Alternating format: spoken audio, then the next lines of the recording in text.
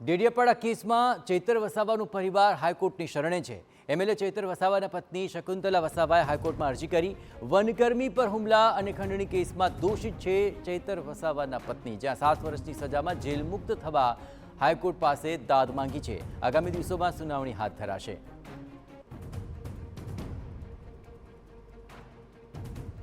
તો 7 વર્ષની સજામાં જેલમુક્ત થવા માટે હાઈકોર્ટ પાસે આ દાદ માંગવામાં આવી છે। આપણે જણાવીએ કે હાલ આ સમગ્ર બાબતને લઈને ફોરેસ્ટ કર્મી પર હુમલાનો મામલાનો કેસ છે, જ્યાં ચૈતર વસાવાનો પરિવાર હાઈકોર્ટની હવે શરણે આવ્યો।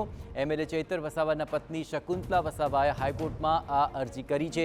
હવે અરજીમાં શું ઉલ્લેખ છે અને તેમણે કઈ પ્રકારની દાદ માંગી છે તે જાણવું મહત્વપૂર્ણ છે। પણ વનકર્મી પર હુમલા અને ખંડણી કેસમાં દોષિત છે ચૈતર વસાવાના પત્ની, અને તેને લઈને 7 વર્ષની સજામાં જેલ મુક્ત થવા હાઈકોર્ટ પાસે તેમણે દાદ માંગી છે। વધુ વિગતે વાત કરવા જોડાઈ રહ્યા છે ટીવી 9 સંવાદદાતા રોનક વર્મા।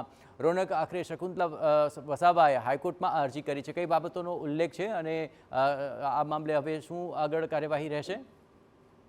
બિલકુલથી ડેડિયાપાડામાં પાછલા દિવસોમાં જે પ્રકારે ઘટના સામે આવી હતી, જેમાં ધારાસભ્ય ચૈતર વસાવા, તેમના પત્ની સહિત કુલ અનેક લોકો છે તેમને દોષિત ઠેરવવામાં આવ્યા હતા અને તેમના ઉપર જે 7 વર્ષની કેદની સજા છે તે ફરમાવવામાં આવી હતી અને અત્યારે આ તમામ દોષિતો છે તે જેલવાસ ભોગી રહ્યા છે। આ તમામ બાબતો વચ્ચે ધારાસભ્ય ચૈતર વસાવાના પત્ની એટલે કે શકુંતલા વસાવા ગુજરાત હાઈકોર્ટની શરણે પહોંચ્યા છે, જેમાં ગુજરાત હાઈકોર્ટમાં કરેલી અરજીમાં દાદ માંગવામાં આવી છે કે તેમને જેલ મુક્ત કરવામાં આવે અને ખાસ કરીને આજે સજા ફટકારવામાં આવી છે તેની અપીલ હજી સુધી પણ કરવામાં આવી નથી, તે હજુ પણ પેન્ડિંગ છે। આ તમામ બાબતો વચ્ચે જેલ મુક્ત થવા માટે તેમના દ્વારા અરજી છે તે કરવામાં આવી છે। મહત્વની વાત એ છે કે આ જ કેસમાં સોજા પામેલા એક અન્ય મહિલા છે, જેમને 18 દિવસની બાળકી સાથે તેઓ જેલવાસ ભોગવી રહ્યા હતા।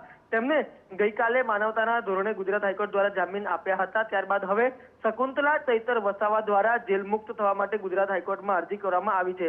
મહત્વનું છે કે ચૈતર વસાવા દ્વારા હજુ પણ હાઈકોર્ટમાં કોઈ પણ પ્રકારની અરજી છે તે કરવામાં આવી નથી, પરંતુ તેમના પત્ની દ્વારા જે જેલ મુક્ત થવા માટેની અરજી છે તે કરવામાં આવી છે। આ સમગ્ર મામલે આગામી દિવસોમાં ગુજરાત હાઈકોર્ટમાં સુનાવણી હાથ ધરાશે। આભાર રોનક। તો હાલ આ સમગ્ર મામલે જે અરજી કરવામાં આવી છે ત્યારબાદ હવે હાઈકોર્ટ શું નિર્ણય કરે છે તે જોવું મહત્વપૂર્ણ બની રહેશે।